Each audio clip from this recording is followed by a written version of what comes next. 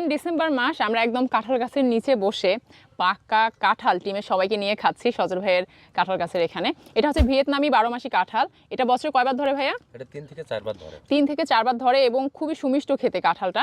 একটু যখন হালকা পাকা থাকে এরকম শক্ত থাকে, আবার যখন বেশি পেকে যায় তখন নরম হয়, তাই তো?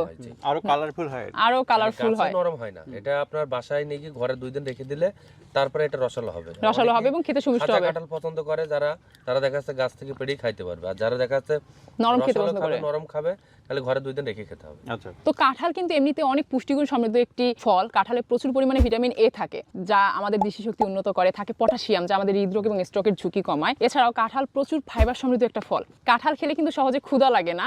আমার মতে মাঝে মাঝে মনে হয় কাঁঠাল হচ্ছে গরিবের আমিষ, সবাই সহজে এটা অ্যাফোর্ড করতে পারে, তাই না ভাইয়া? জি জি জি। আর কাঁঠালে কিন্তু কোনো ধরনের কীটনাশক ব্যবহার করার একদমই প্রয়োজন হয় না। না না, কোনো প্রয়োজন হয় না। জাস্ট গাছ লাগায় রাখলে অনায়াসেই গাছে প্রচুর